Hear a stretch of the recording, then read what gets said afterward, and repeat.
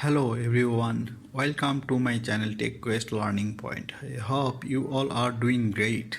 I am Bashar.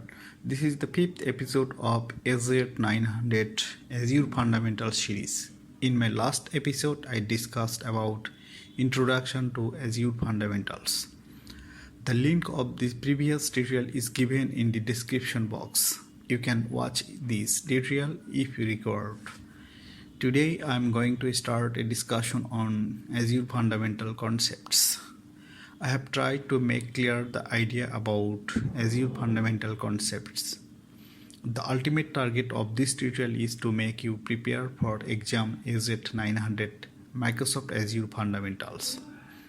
If anyone want to be the Microsoft certified Azure Fundamentals, this tutorial will be the right choice for them to make clear the exam AZ 900 Microsoft Azure Fundamentals, because I followed the Microsoft learning paths for Azure Fundamentals exam. Let's look into the content of this tutorial. In this tutorial, I am going to discuss on the Azure Fundamentals concepts, including the benefits and considerations of using cloud services, the differences between categories of cloud services, and the differences between types of cloud computing. In my previous tutorials, I have already discussed about the cloud computing concepts, and in this tutorial, I will discuss about Azure fundamental concepts. Since Azure is a standard cloud computing platform, all the features of general cloud computing are the features of Azure computing, and in this discussion, same terms will come up for discussion.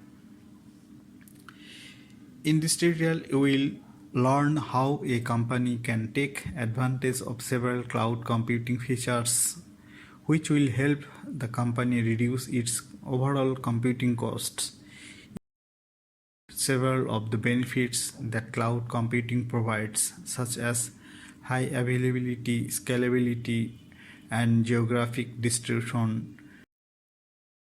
The difference between capital expenses and operating expenses in a cloud computing scenario.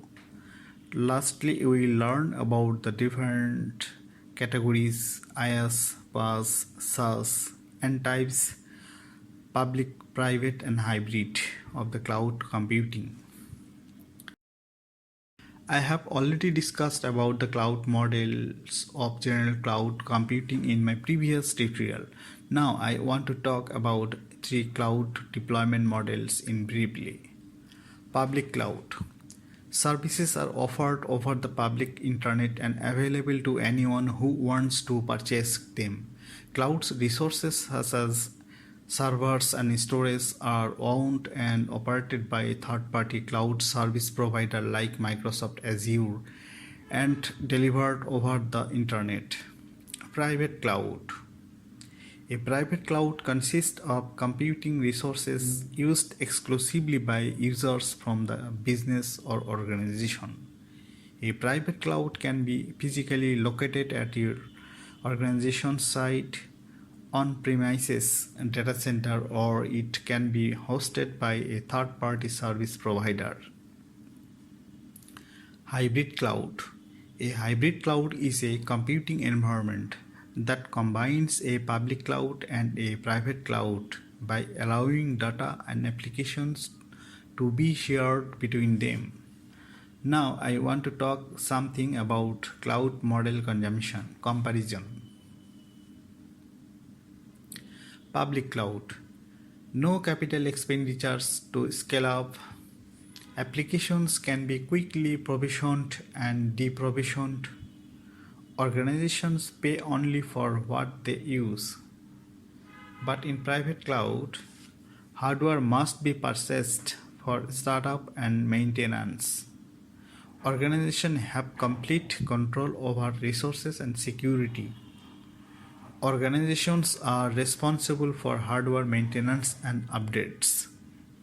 Hybrid cloud provides the most flexibility. Organizations determine where to run their applications. Organizations control security, compliance, or legal requirements. When building and deploying a cloud application, two of the biggest considerations are uptime or availability and the ability of handle demand or scale. The cloud infrastructure provides some facilities that enhance the overall performance of the business applications hosted on the cloud. There are several benefits are available in the cloud that will be described in this section. High availability. Depending on the service level agreement SLA that you choose, your cloud based apps can provide a continuous user experience with no apparent downtime, even when things go wrong. Scalability. Apps in the cloud can scale vertically and horizontally. Scale vertically to increase compute capacity by adding RAM or CPUs to a virtual machine. Scaling horizontally increases compute capacity by adding instances of resources such as adding VMs to the configuration. Elasticity. You can configure cloud-based apps to take advantage of auto-scaling so your apps always have the resources they need. Agility. Deploy and configure cloud-based resources quickly as your app requirements change. Geo-distribution. You can deploy apps and data to regional data centers around the globe, thereby ensuring that your customers always have the best performance in their region. Disaster recovery. By taking advantage of cloud-based backup services, data replication, and geo-distribution, you can deploy your apps with the confidence that comes from knowing that your data is safe in the event of disaster. There are a variety of costs and expenses which companies have to pay in order to continue running their business. These costs can be one-off or they can be recurring, and it can be often challenging to keep up with all of these expenses. But how are they able to keep track of all of them? One way is to divide them up into different categories, the most common of which are capital expenditures CapEx and operating expenses OpEx. Capital expenditures are major purchases that a company makes which are used over the long term. Operating expenses, on the other hand, are the day-to-day expenses that the company incurs to keep its business running. CapEx is spending of money on physical infrastructure upfront and then deducting that expense from your tax bill over time. CapEx is an upfront cost which has a value that reduces over time and usually has no recurring cost. Deploying your own data center and Azure reserved VM instances are a few examples of the CapEx pricing model. OpEx is spending money on services or products now and being billed for them now. You can deduct this expense from your tax bill in the same year. There is no upfront cost but has a recurring cost. You pay for a service or product as you use it, that is pay as you go pricing. In the cloud computing, all expenses are considered as an OpEx because cloud computing operates on a consumption-based model. That means if the consumer of a cloud computing consumes the cloud services, they will pay for that consumption. With cloud computing, the consumption does not pay for the physical infrastructure. the electricity, the security, or anything else associated with maintaining a data center. Instead, the consumer pays for the IT resources they use. If the consumer does not use any IT resources this month, the consumer does not pay for any IT resources. This billing system is called pay as you go. This consumption based model has many benefits, including no upfront cost, no need to purchase and manage costly infrastructure that users might not use to its fullest potential, the ability to pay for more resources when they are needed, the ability to stop paying for resources that are no longer needed. Infrastructure as a service IaaS is the most flexible category of cloud services as it provides you the maximum amount of control for your cloud resources. In an IaaS model, the cloud provider is responsible for maintaining the hardware, network connectivity to the internet, and physical security. The consumer is responsible for everything else: operating system installation, configuration and maintenance, network configuration, database and storage configuration, and so on. With IaaS, the cloud provider is essentially renting to the hardware in a cloud data center. Platform as a service (PaaS) is a middle ground between renting space in a data center, infrastructure as a service, and paying for a complete and deployed solution, software as a service. In a PaaS environment, the cloud provider maintains the physical infrastructure, physical security, and connection to the internet.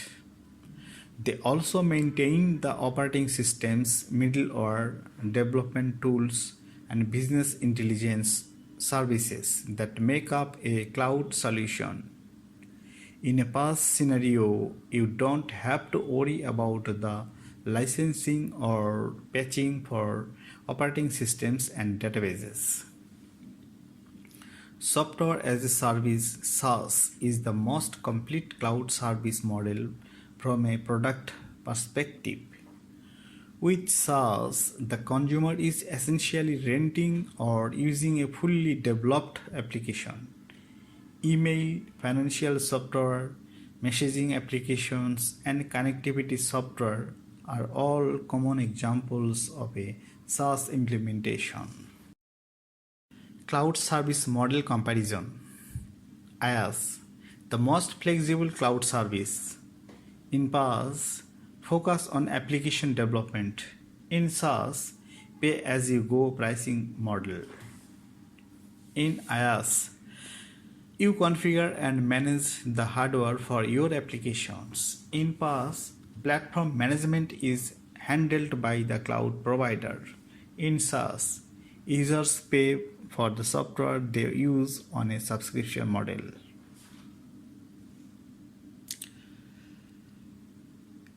Look into the diagram. In this diagram, the various levels of responsibility between a cloud provider and a cloud tenant are shown. Like PaaS, serverless computing enables developers to build applications faster by eliminating the need for them to manage infrastructure. With serverless applications, the cloud service provider automatically provisions, scales, and manages the infrastructure required to run the code. Serverless architectures are highly scalable and event-driven, only using resources when a specific function or trigger occurs. It is important to note that servers are still running the code. The serverless name comes from the fact that tasks associated with infrastructure provisioning and management are invisible to the developer. This approach enables developers to increase their focus on the business logic and deliver more value to the core of the business. Serverless computing helps teams increase their productivity and bring products to market faster, and it allows organizations to better optimize resources and stay focused on innovation. At the last stage of this tutorial, I want to review the full tutorial in terms of the following topics. Availability.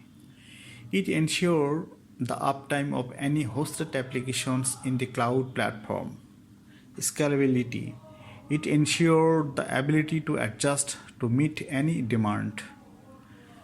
Elasticity. It provides the auto-scaling facilities for any cloud-based apps. Agility. Deploy and configure cloud-based resources quickly as your app requirements change.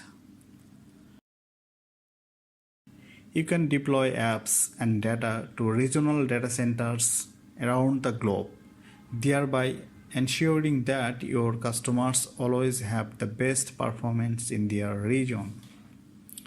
Disaster recovery. It is done by taking benefit of cloud-based backup services, data replications, and geo-distribution. CapEx. CapEx is an upfront cost which has a value that reduces over time and usually has no recurring cost. OpEx. Operating expenses. OpEx are the day-to-day expenses that a company incurs to keep its business running. Consumption-based model. In the cloud computing, all expenses are considered as an OpEx because cloud computing operates on a consumption-based model. Serverless computing. The serverless name comes from the fact that the tasks associated with infrastructure provisioning and management are invisible to the developer. Thank you for watching this tutorial. I hope you all have been able to take the idea about the core Azure. If you think this tutorial is helpful for learning the Azure cloud computing, please click on the like button and request you all to share it more and more to the person who are searching the tutorial like this. If you have any questions on this tutorial, opinions and queries about this channel, please type this in the comment box. You also mail to me. In the description box, email ID is given. Kindly subscribe this channel and click on the bell button so that you can get notification when new tutorial is published.